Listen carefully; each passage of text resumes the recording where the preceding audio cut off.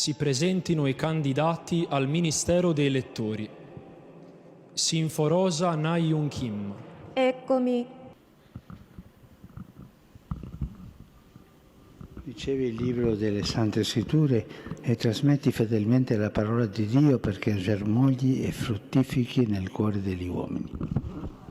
Amen.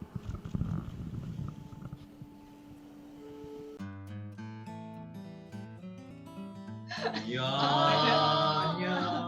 Buonasera. Buonasera. Buongiorno. Buongiorno. Ciao. Ciao. Ciao. 나리용 반갑습니다. 네. 반갑습니다. 네, 반갑습니다. 거기 몇 시예요? 여기는 오후 오늘 며칠이죠? 여기는 1월 26일 수요일 오후 6시 43분이에요. 아, 네. 저희는 1월 26일 오전 10시 43분. 10시 43분. 네. 저희는 마디스 청년센터의 사목자들입니다. 정다운, 반갑습니다. 유미영, 이흥관. 자기소개 좀 나리용. 부탁드릴게요. 그럼 해도 될까요? 네. 네. 저는 김나영 신포로사이고요. 지금 로마에서 신학 공부하고 있고, 아마 집콕, 복콕을 통해서 보신 분들도 아시고 계시겠지만, 네. 직국복곡에 87회? 네.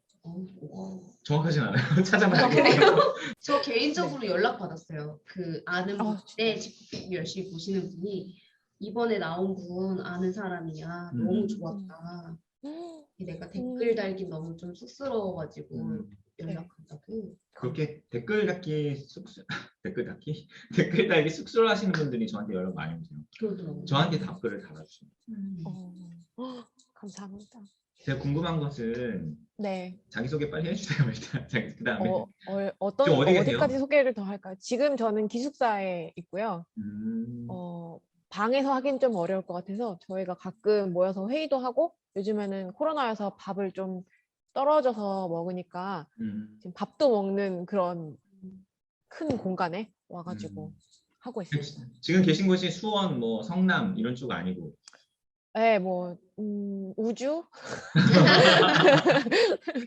로마에 있고요. 로마에 아마 산타마리아 마조레 성당은 다들 들어보셨을 텐데, 산타마리아 마조레. 마조레 근처에 그 산타 체칠리아 여성 신학원이라는 그런 기숙사에 지내고 있습니다. 그래서 거기는 전 세계에서 신학을 공부하고 싶은, 그리고 신학과 관련된 그리스도의 신학 안에서 공부하고 싶은 여성 학도들이 네, 맞아요. 공부를 같이 하는 기숙사라고. 네. 여기가 제가 알기로는 1970년대에 세워진 건데요. 그 제2차 바티칸 공의 이후에 바오로 6세 교황님께서 이 세상이 변화하는 것과 여성들에 대한 어떤 새로운 인식과 이런 것들을 반영하는 그런 공간이 있었으면 좋겠다, 그렇게 말씀을 하셔서 이탈리아 주교회의에서 카프라니카라는 그 남성 신학원이 있는데요. 그 신학원을 담당하고 계신 신부님께 이 일을 주셔가지고 저희 기숙사가 이렇게 설립이 되었어요. 그래서 전 세계에서 온 그 로마에 와서 교황청립 대학에서 신학이나 철학 이런 학문들을 공부하는 자매들을 잘 양성시켜서 자신의 지역교회로 다시 돌아가서 교회를 위해서 봉사하는 자매들을 양성하려는 그런 목적을 가지고 있는 기숙사예요. 사실 오늘 다양한, 우리가 나영 선생님을 초대한 이유도 그 방금 얘기해 주신 그 기숙사 소개하신 맥락과 다 있어요. 최근에 그 뉴스가 하나 있었기 때문이죠. 그렇죠? 네. 뭐죠? 여러 매체에서 오늘 죄송합니다. 오늘도 계속 뉴스가 나오고 있는 것 같아요. 계속 업데이트가 되는 것 같은데, 교황님께서 최초라는 타이틀이 계속 붙어요. 그리고 여성에게 교회의 직무를 수여했다라는 타이틀로 했고, 거기에 한인 여성 신학생이 포함되어 있다. 이름은 김나영이고 나머지는 쭉 이제 그 기사가 이게 쭉 있는데 이분이 바로 우리 집콕복콕 87회인가요? 거기에 우리 함께 하셨던 그분인 거예요. 그 기사의 주인공 맞으신가요? 맞으십니까? 예스, 네. 노. 와, 다시 한번 축하드립니다. 이제 왜 감사합니다. 축하해야 되는지 그 이야기를 좀 나누고자 했는데요. Si presentino i candidati al Ministero dei Lettori. Sinforosa Nahyun Kim. eccomi,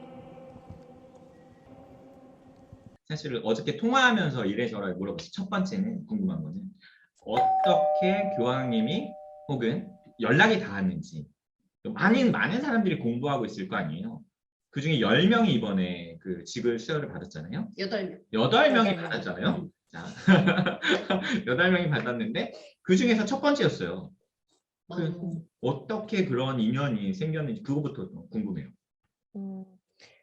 제가 어떻게 정확하게 절차들이 이루어졌는지는 사실은 알 수가 없고요. 한계가 있죠. 제가 알 수 있는 부분은. 제가 알 수 있는 부분은 이런 것을 생각하셨을 때 일단 저희 기숙사로 연락이 왔대요. 그래서 거기에 살고 있는 자매들 중에 신앙이 있고 공동체에 속해 있고 약간의 양성을 받은 뭐 사람들 중에 이 독서 직무에 추천할 만한 사람들을 좀 보내달라.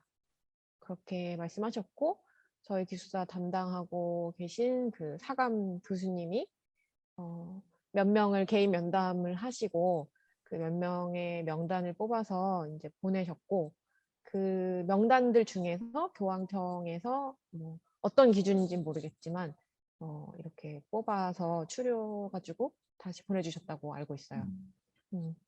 그 예행 연습하러 갔는데 이렇게 그 명단을 써 넣으시고 그 순서대로 자리에 앉히셨거든요. 네. 그때 보니까 제가 첫 번째더라고요. 어떻게 왜 첫 번째가 되신 거예요? 뭐 그러니까요. 다들 막 왜 제가 첫 두 번째는 이름이 번째가 기억이 안 아니에요? 남거든요. 근데 첫 번째는 루이 암스트롱. 루이 암스트롱. 그러니까 그 8명 중에서도 왜 첫 번째로 하게 됐는지 그러니까. 가능한 수도 그것은 아니고. 네, 제가 물어보지는 못했어요. 여쭤보지는 못했고 다만 제가 그 질문들을 많이 합격선이었나요? 들으면서 그건 아니었을 거예요. 학교가 다르고 기준이 다 다르고 네. 공부한 게 다 다르고. 네. 네, 그리고 저희와 같이 그 독서직을 받으신 분들 중에 남성분 2분이 계시는데 그분들은 제가 알기로는 학생이 아니시고 로마 교구에서 활동을 하시는 분들로 알고 있어요. 그러니까 뭐 신학생은 아니고. 네, 다양한 신학생은 아니고 그럼요. 로마 네, 교구에서 평신도로서 활동하고 네. 있는 남학생 네. 두 분도 계셨다. 남자분. 네. 네. 남자분 두 분도 계셨다. 남자분 2분도 계셨다. 지금 거기서 괜히 그래서 물어봤다가 너 저 왜 첫 번째인가요? 왜 뒤로 갈래? 이러면 그럼 안 되잖아요. 그럼 안 되잖아요. 그럼 안 되니까 그냥 네, 알겠습니다. 이렇게 가만히 있는 건데. 근데 그 사진이 네. 정말 잘 나왔어요. 교황님 맞아. 앞에서 이렇게 그 직을 수여받는 그 교황님이 이렇게 이야기하시는 그 장면이 너무나 익숙한 그 얼굴이 있어서 저는 설마 하면서 기사를 봤는데 정말 되게 깜짝 놀랐거든요. 근데 1번인 거예요. 그래서 이게 어떤 로비를 했을까 사실 그게 궁금했고 첫 번째는 교황청이 어떤 메일을 썼나? 재밌고 아니면 자신 재밌게 설명드렸네요. 구약 성경이 나오는 사다리 타기를 할 수도 있고요. 근데 지금 이야기해 주시는 네. 걸로는 특별한 네. 그런 과정은 없었고 그냥 선택되었다. 네, 그거 그리고 제가 그냥 저의 어떤 왜 그랬을까 자꾸 질문을 들어서 저도 한번 생각을 해봤는데요. 그게 한국 교회가 가지고 있는 그 한국 교회 역사가 가지고 있는 상징성 때문이 아니었을까 말씀을 하진 않으셨지만 왜냐면 에피셜. 한국 교회의 신앙은 그 미셔너리들이 와서 시작된 것이 아니라 평신도 분들의 신앙으로부터 시작이 됐잖아요. 그 평신도 분들이 계속 교회를 지키고 또 성직자를 보내달라 계속 요청을 하고 이런 역사가 있는 곳이 없지 않나요, 신부님? 없죠. 그쵸, 없죠. 네, 그쵸. 거의 이러한- 전 세계의 모든 곳은 다 선교사들을 통해서 신앙이 전파되었다. 파견되어 온 것을 그쵸. 받았다라고 보여있는데 네. 우리나라 역사는 자생적으로 학문에 대한 열정과 공부, 그럼으로 인해서 지성적인 면에서 하느님께 다가간 측면이 있고 그 이후에 선교사들이 들어와요. 그래서 네. 공부를 통해서 먼저 천주, 우리가 갖고 있는 하늘에 대한 개념을 인격화해서 이제 이해하기 시작했죠. 네. 그래서 감사합니다. 그래서 한국이 처음이 될 수 있지 않았을까 그런 생각을 해봤어요. 지금 이렇게 통신독들에게 독서 직무와 뭐 이런 직무들을 수여하시면서 우리에게 말씀하시고 싶었던 게 우리 모두 세례받은 모든 그리스도인이 받은 소명, 우리가 받은 복음 선포의 어떤 그런 사명을 다시 좀 일깨워주고 싶으셨던 건 아닐까. 오늘 복음 말씀에서처럼 추수할 건 많은데 일꾼이 없다. 이렇게 더 많은 우리 일꾼이 필요하다. 우리끼리도 같이 막 얘기하면서 얘기하기도 했잖아요.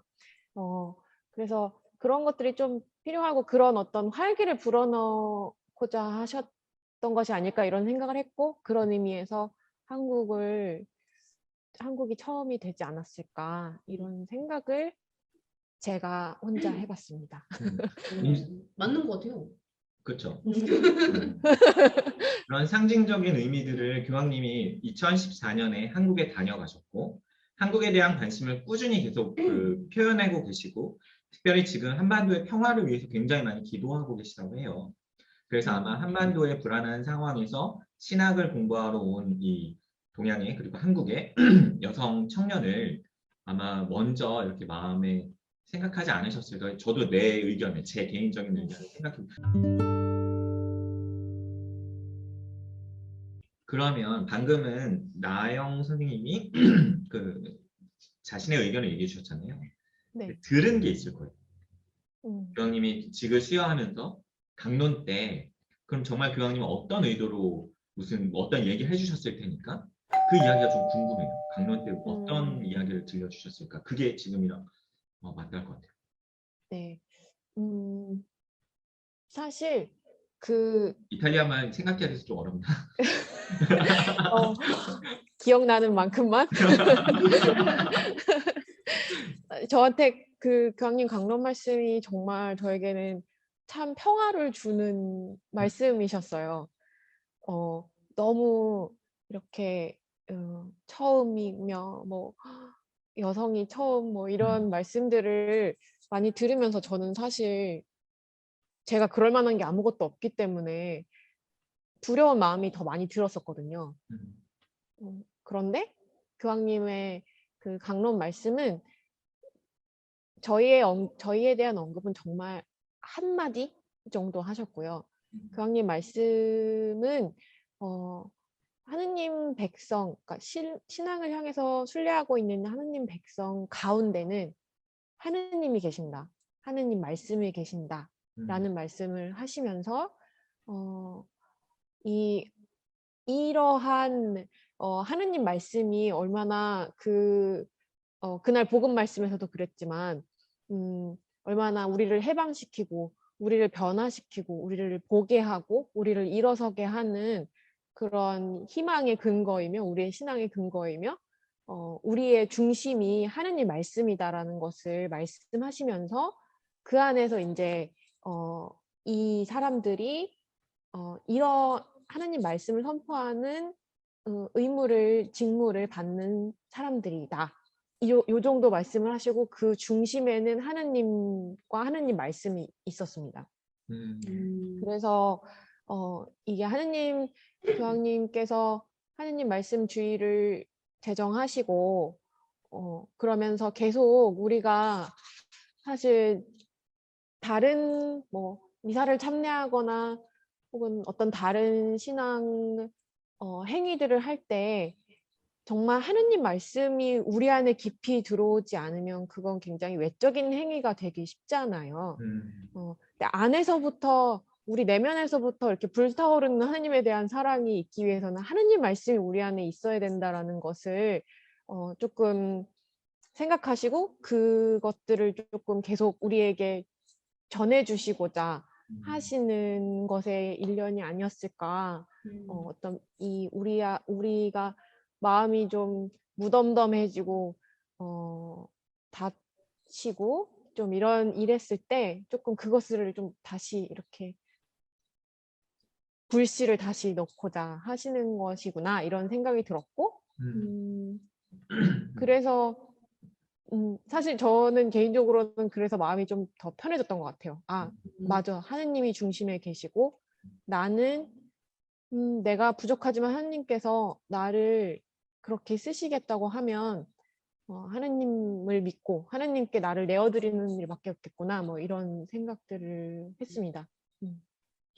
그래서, 근데 네. 이제 일반 신자 혹은 신자가 아닌 사람들도 이 사건에 어느 정도 관심이 있으신 분들도 있으시니까 엄청 그 많죠. 입장에서는 엄청 이 직무 수요가 가지고 있는 의미가 솔직히 이런 뭔가 신학적인 의미 혹은 교회사적인 의미뿐만이 아니라 기본적으로 도대체 뭘 할 수 있는 건지 이것부터가 되게 모르겠거든요. 독서지 우리도 나 독서 당황해서 화면 했었잖아요. 아, 맞아요. 네. 독서 원래 썼던 거 아니야? 뭐 이런 느낌이 들 수도 네, 있는 네. 거거든요. 근데 맞아요. 왜 이게 특별히 의미가 있는 건지 그것도 궁금해요. 그러니까 시종지 뭐 복사 다니면 다 하는 거 아니야? 이게 아니라 왜 이게 세계 최초라고 이야기하는지 이 기본적인 그런 설명도 좀 해주시면 좋을 것 같아요. 첫 번째 받은 직무가 도대체 뭡니까? 받은 직무는요, 저희에게 강복을 해주시기 전에 교황님이 하신 말씀에 잘 담겨져 있었어요. 그래서 그거를 제가 한번 정리를 좀 해봤는데요. 그 말씀하셨던 거를. 일단 교황님이 말씀하신 거는 우리가 말씀의 선포자다. 그래서 교회가 가지고 있는 첫 번째 임무인 복음 선포에 우리가 협력을 하도록 부름을 받았다. 그래서 하느님의 말씀으로부터 나오는 신앙에 봉사해라. 이렇게 말씀하셨고요. 그 직무가 뭐예요? 구체적으로는 전례 모임 안에서 하느님의 말씀을 선포하는 것이 첫 번째 의무고요. 왜냐하면 전례 안에서 하느님의 백성이 모여 있는 곳에서 하느님의 말씀이 선포되는 것은 우리가 그냥 읽는 것이 아니라 하느님께서 말씀하시는 그때 하느님께서 말씀하시는 거라고 하는데 저는 그때 하느님께서 말씀하시도록 글자로 되어 있는 것을 제 목소리에 담아서 백성들께 전해드리는 거죠. 그것은 사실 다운쌤이 말씀하신 대로 우리 모두가 지금 뭐 독서자, 제1독서, 제2독서자 이렇게 해왔던 거는 사실인 것 같아요. 그런데 저도 궁금했어요. 왜 이게 다들 하는 건데 특별한 게 뭐가 있을까? 하는 것에는 달라지는 것이 없는 것 같은데요. 그 의미가 더 많이 드러나는 것 같아요. 우리가 이 직무라는 것을 세워서 교회 안에서 이 하느님의 그 말씀을 선포한다고 하면 우리가 하는 일의 의미와 어떤 그것의 고귀함 이런 것들이 더 잘 드러날 수 있는 것 같아요. 그래서 복음을 독서를 읽고 하시는 우리 모두가 이것이 하느님께서 우리에게 주시는 어떤 미션이구라는 것을 좀 생각하고 할 수 있는 것이 되지 않을까 하는 생각이 들었고요. 그리고 이제 또 이 독서를 통해서 하느님 말씀 선포하는 것 외에 교황님께서 말씀하신 것은 또 우리가 그 독서직을 받은 자들은 어린이와 어른들을 신앙으로 교육하는 의무도 있고 또 그들이 성사를 합당하게 받을 수 있도록 준비시키는 역할 그리고 또 아직 하느님을 모르는 사람에게 구원의 복음을 전하는 그 역할을 해야 할 의무가 있다 이런 말씀을 하셨어요. 그리고 어떤 다른 신부님께서 저에게 공동체에서 식사하시면서 이제 오늘 뭐 독서직 수여 미사를 다녀왔다 이런 말씀을 하셨더니 거기 공동체 함께 계시는 신부님께서 그렇게 말씀하셨대요. 그 전에는 복음을 선포할 수 있었지만 독서직을 받은 자는 복음을 선포해야 할 의무가 생긴 거다. 음. 그래서 저에게는 그것이 명확하게 좀 달라졌던 것 같아요. 우리 모두는 할 수 있지만 저는 해야 하는 의무를 더 공동체 앞에서 제가 그것을 받았고, 그래서 그것이 가장 우선적으로 제가 저에게 우선을 두고 해야 되는 것이 된 것이 아닌가 이제는 그런 생각이 들었습니다. 궁금하신 거에 답변이 됐을까요? 약간 부족하지만 좋았어요. 네. 한번 깊게 파볼까요? 아니 너무나 잘 정리를 해줘서 맞아요. 1, 2, 3, 4 단계로 이렇게 딱 이해가 돼요. 그러니까 먼저 우리가 그 전에는 복음을 읽고 이렇게 하는 거 할 수 있었다. 근데 지금은 직으로 수여받았고 그 의미에는 아이들을 가르치는 거, 복음이 선포되지 않은 사람들에게까지 복음을 전하는 것, 그리고 그런 것들이 나에게 이제 의무 지워진다라는 표현인데 듀티, 그러니까 네. 거룩한 소명 같은 걸로 변화하는 거잖아요. 그냥 해도 되고 안 해도 되는 뭐 액세서리 같은 게 아니라 나에게 반드시 내 삶의 중추가 되는 어떤 걸로 자리 잡는다는 느낌으로 전 와닿네요. 그리고 그렇게 이해하고 있다는 게 너무 멋있네요. 사실 신학을 공부하고 있는 선생님으로서 진짜 멋있고 존경합니다. 그러면 이전에 이제 교회에서 각 공동체들 안에서 필요하기 때문에 우리가 했던 것들이 공동체에서 진짜 사실은 공동체에서 필요해서 이거 해도 되나 보다 하고 했던 것이 아니라 가톨릭 교회 전체가, 그리고 교황님으로부터 직접 직무를 수여받은 자가 의무감을 가지고 한다라는 건 교회 안에서 사실 평신도들이 교회의 어떤 직접적인 소속감을 가지고 직접 직무를 수여받아서 나는 이거를 하는 사람이다라고 의식하고 한다는 건 일반적으로 성직자들의 영역이었기 때문에 의미가 확실히 있는 것 같다고 받아들이긴 해요. 네. 그리고 분명히 덧붙여서 교황님께서 말씀하신 거는 이 복음 선포의 사명이 모든 그리스도인에게, 우리 모두에게 해당하는 것이다 라는 것을 얘기를 해주셨어요. 그래서 저희가 또 원래 우리 한국 교회에서는 보통 제1독서, 제2독서 이렇게 독서를 할 때 전례복을 입고 하잖아요. 그리고 어떤 중요한 직무를 수여받을 때도 어떤 전례복을 입고 하는데 이번에 저희가 저 옷을 어떻게 입어야 될까요? 이렇게 여쭤봤을 때 그냥 일반적인 옷, 그냥 라이크할레한 옷을 입고 왔으면 좋겠다. 뭐 특별한 것이 없이 그것이 지금에 맞는 것 같다. 이렇게 말씀하시는데 맞아요. 그 사진에도 약간 네. 검은색 정장 같은 옷, 평범한 옷을 그 예식의 뭐 그 깔끔한 정도의 일반 옷을 입고 갔다고 보여졌어요. 그래서 좀 인상적이었거든요. 옷을 새로 사셨나요? 구찌? 죄송합니다. 이탈리아. 제가 유학을 하면서 살이 좀 쪄가지고요. 옷이 안 맞아서. 근데 못 보시더라고요. 네, 맞아요. 그쵸. 제 친구, 여기 같이 살고 있는 한국인 친구가 꼭 그 친구도 살이 쪄서 그 친구가 안 맞는 옷을 저에게 빌려줘서 그 친구의 옷을 입었습니다. 네. 길이가 맞았나요? 네, 길이는 맞았습니다. 오케이.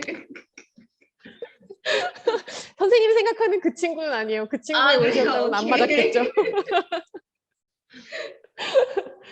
네. 그래서 잘 빌려줘가지고 잘 입었습니다. 그러면 앞으로 직무 수여를 받고 이제 어딜 가나 복음을 선포해야 되는 의무가 생기셨는데 이후에 일단 가장 작게는 제일 먼저 독서직을 수행을 언제 하시게 돼요? 그러네. 진짜.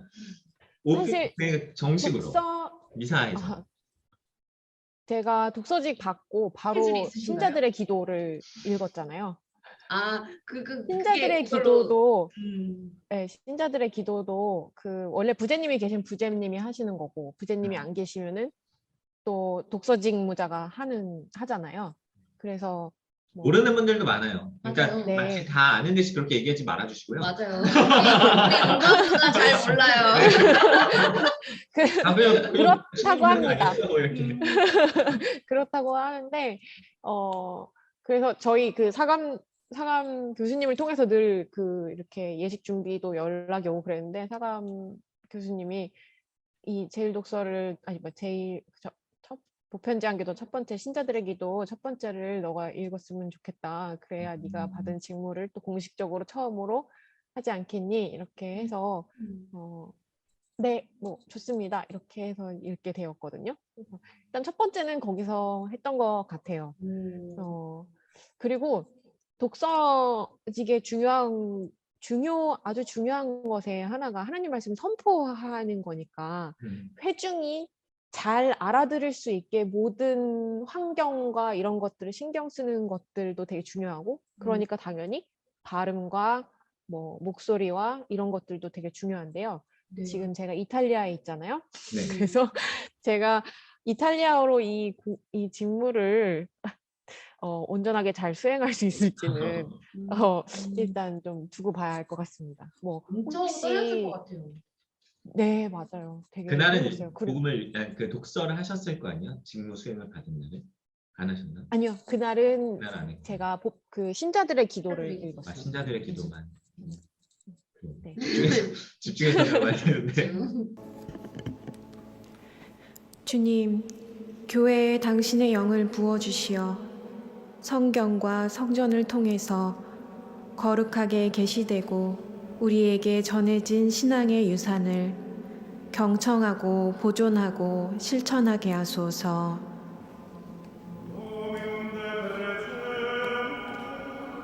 근데 그 신자들의 기도라고 하면 사실 한국 교회에서는 원래는 진짜- 보편 지향 기도, 네, 보편지향 기도 인터세시오, 되게 많이 하잖아요. 네. 그냥 우리가 맡아서 하세요 했던 거랑 그리고 교회 안에서 활동을 계속 하시고 계시고 이러니까 그런 거랑 그 직무 수여를 받고 나서 진짜 보편지향 기도를 할 때 어떻게 좀 달랐는지 궁금해요. 네. 제가 사실 그 전에는 사실 그 보편지향 기도의 의미를 잘 몰랐던 것 같아요. 교육을 받으면서 새롭게 알게 된 것은 보편지향 기도가 그리스도께서 하느님께 우리를 위하여 올려주시는 기도를 우리가 한다는 거예요. 그러니까 우리가 그냥 하는 기도가 아니라 그리스도께서 하느님께 드리는 아버지께 성부께 드리는 기도에 우리가 함께 한다는 거라는 것을 알게 됐고 그것을 마음에 담고 했어요.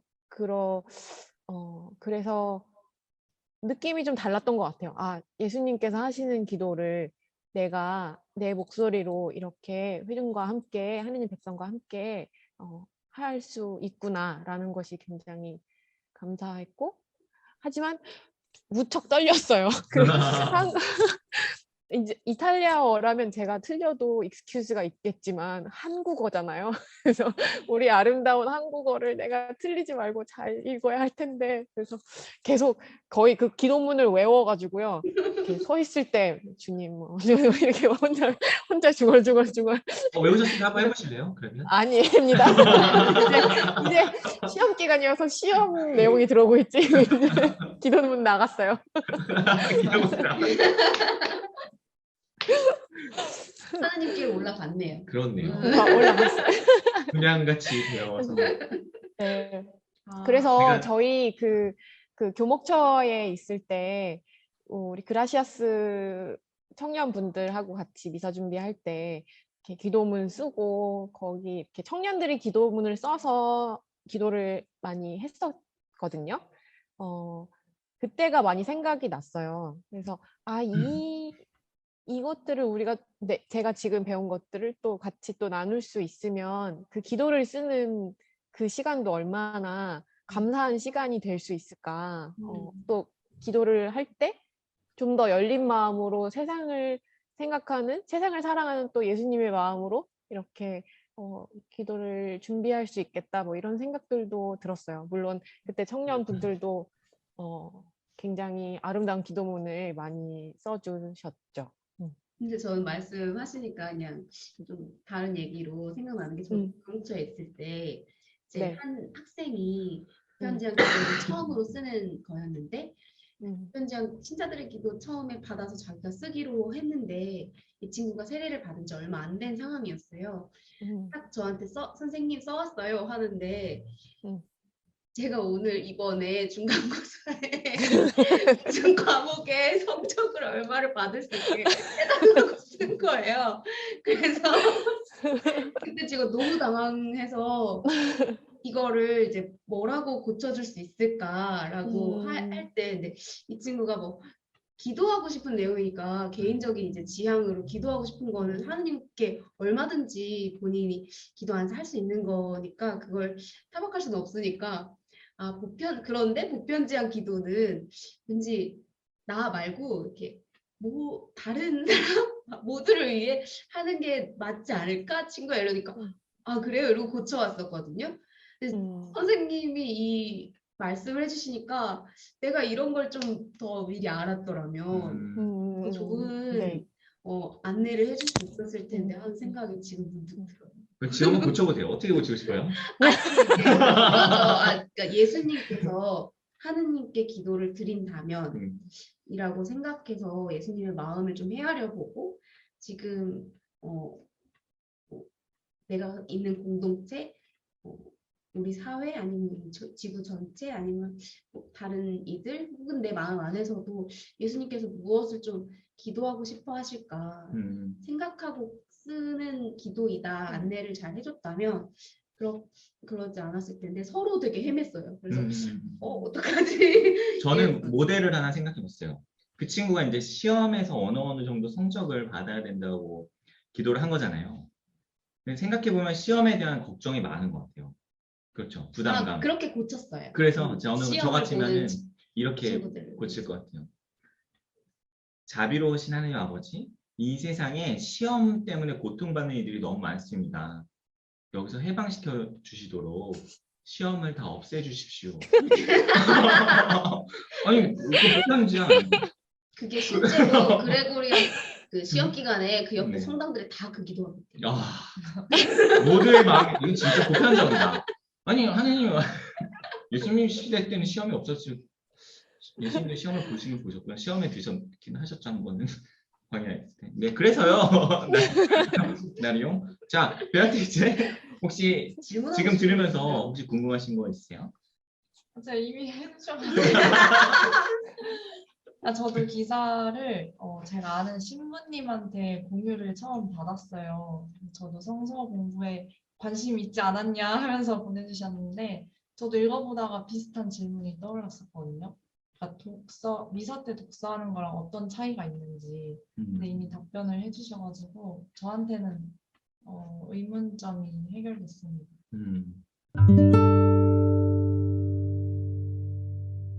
제가 마지막으로 좀 궁금한, 제 편에서 마지막은, 그래서 이제 받기 전, 받는 중간, 교황님의 말씀, 그리고 받고 나서 나의 감정, 정서, 비하인드 스토리 같은 게 좀 있을 것 같아요. 제가 듣기로는 어저께 이제 제가 꼭 이 인터뷰 때문이 아니라 너무 축하해주고 싶어서 전화를 했어요. 밤에. 그래서 이제 전화하자마자 나리용 축하합니다. 내일 인터뷰 좀 어때요? 이렇게 해서 말이 나갔는데 그때 무슨 얘기를 했냐면 나리용이 울었다 그랬어요. 기뻐서 슬퍼서. 오프 더 레코드 아니었나요? 네네. 잘 우시는 네. 맞아요. 이거 편집 가능한데 살릴 수 있어요. 근데 울었다고 잘 알아. 그 느낌이. 근데 그게 저는 참 굉장히 놀라웠거든요. 그 얘기 조금 들려줄 수 있나요? 어떤 부분이 놀라웠을까 진짜 궁금한데. 놀라울 부분이 하나도 없죠. 제가 울었다는 거에. 뭐 김나영은 우는 사람이니까. 글쎄요. 처음에 이런 독서직을 캔디데이트로 해보는 게 어떻겠냐. 그렇게 말을 들었을 때는 너무 좋아요. 왜 못하겠어요. 감사합니다. 그렇게 했어요. 근데 시간이 지날수록 내가 무슨 일을 저지른 거지? 막 이런 생각들이 들더라고요. 의무도 많이 생기는 거고, 그걸 내가 할 수 있을까? 그런 생각도 들었고요.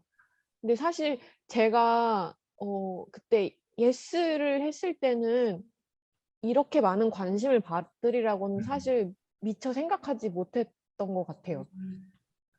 연합뉴스 기사가 나가고 문자도 많이 받고, 그리고 이제 연합뉴스가 가톨릭 우리 교우분들뿐만 아니라 이제 그냥 모든 분들이 볼 수 있는 곳이니까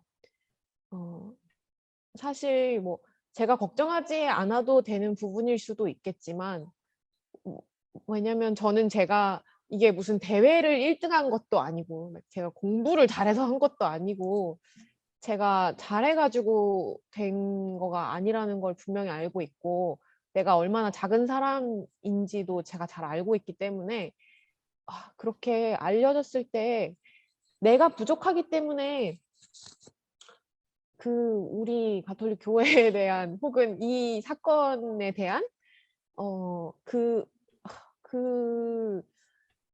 이미지를 실추시키지 않을까, 혹은 내가 어떤 그게 아니라 실이 되는 부분이 되지 않을까 하는 것들이 좀 많이 두려웠던 것 같아요. 그리고 그게 알려지는 것도 두렵고, 근데 뭐 사실 금방 또 지나면 다 잊어버리고 이렇게 다시 일상으로 돌아가고 뭐 이렇게 되겠죠. 그래서 근데 그런 것들이 많이 두려웠고, 근데 그때 제가 이제 뭐 그때 마침 축하 문자를 주시거나 혹은 제가 뭐 이런 이야기들을 나누는 신부님들, 수사님들하고 얘기를 할 때 저한테 자주 다윗과 성모님 얘기를 많이 해주셨어요. 처음 듣는 얘기네요. 네, 하느님이 선택하는 사람은 다윗 왕을 기름 부으러 간다 했을 때 그 가족과 함께 식사를 할 때도 부르지 않는 막내 아들이었잖아요. 이렇게 키가 크고 멋진 그 첫째 아들도 아니고 밖에서 양을 치던 그 꼬마를 선택하시는 거, 그리고 성모님이 그 마니피카 노래를 하실 때 말씀하셨다시피 비천한 나를 굽어보셨다 뭐 이렇게 말씀하셨던 거를 생각하라고 많이 말씀해 주셨어요. 근데 저는 사실 내가 다윗과 성모님의 나를 지금 생각하는 것도 나는 뭐 부담스러워. 그 정도였어. 나는 그거 아닌 것 같아. 나는 그것도 아니야. 이거지 말지 괜찮아. 난 그것도 아니야. 그것도 아니야. 걷다가 그러네. 진짜 그것도 못하겠어. 그래서 사실 예식 받기 전날 이불 뒤집어 쓰고 한 3시간 동안 울었던 것 같아요. 도망가고 싶어가지고 이거 아닌 것 같아, 아닌 것 같아 이렇게.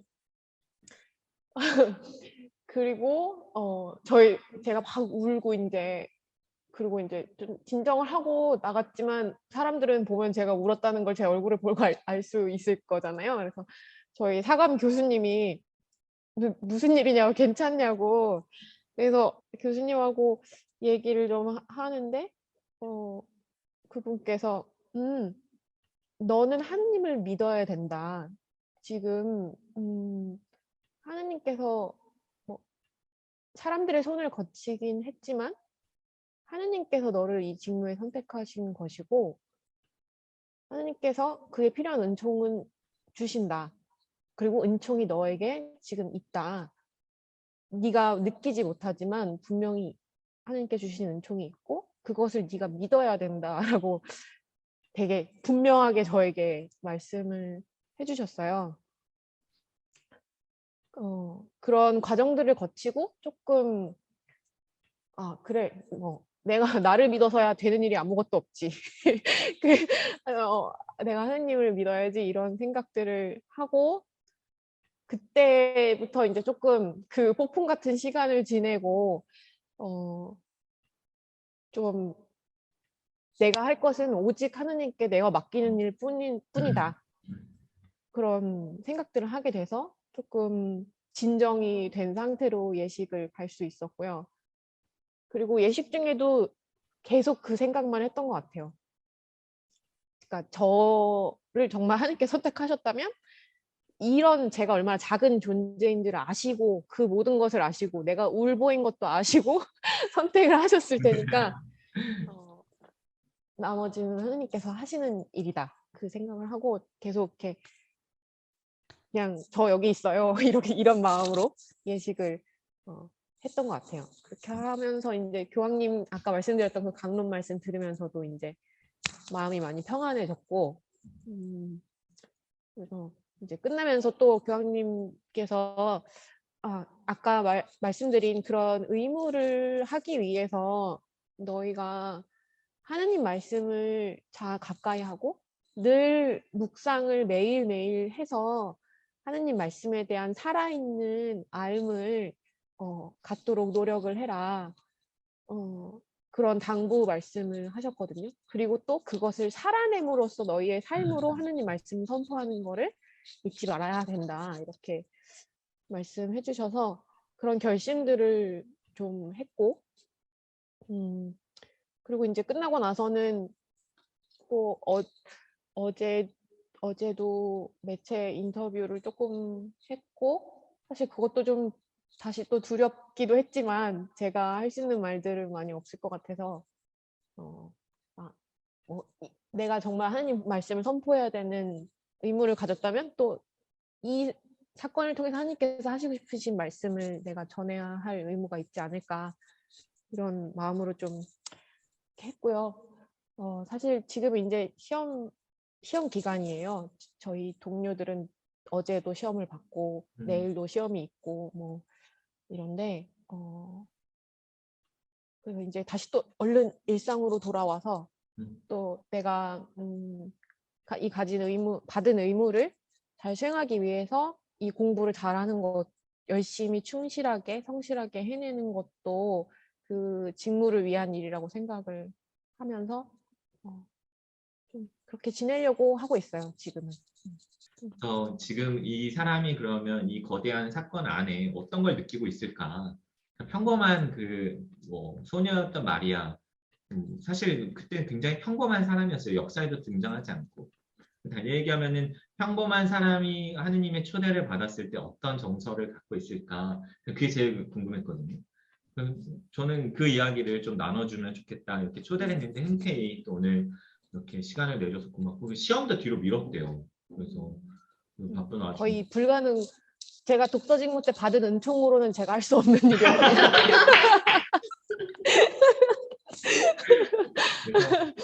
다시 한번 미래의 저가 고생하는 걸로. 네, 다시 한번 마지스 우리 그 기획 특집 인터뷰에 나와주셔서 감사드리고요. 우리 뭐 한마디씩 하시면서 마치도록 할까요? 나영쌤 뭔가 되게 두렵다고 막 하셨는데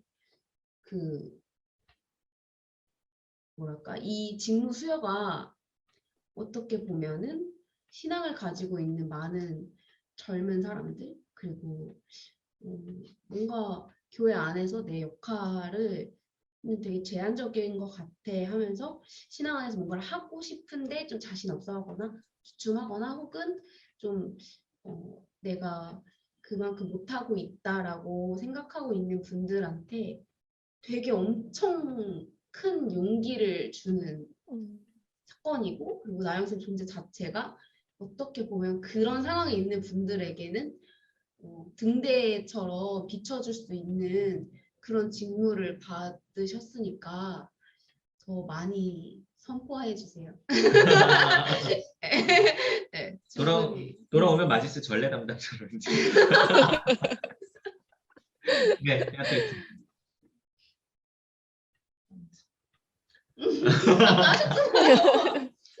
저는 할 말이 많아요. 보고 싶어요. 저도요. 한국에. 언제나 응원합니다. 아지스를 잊지 마시고 그럼요. 울지 마. 돌아오세요. 그래 오늘 인터뷰 여기서 마치도록 할게요. 너무 네. 고맙고 돌아오면 봅시다. 안녕. 알겠습니다. 고생하셨어요.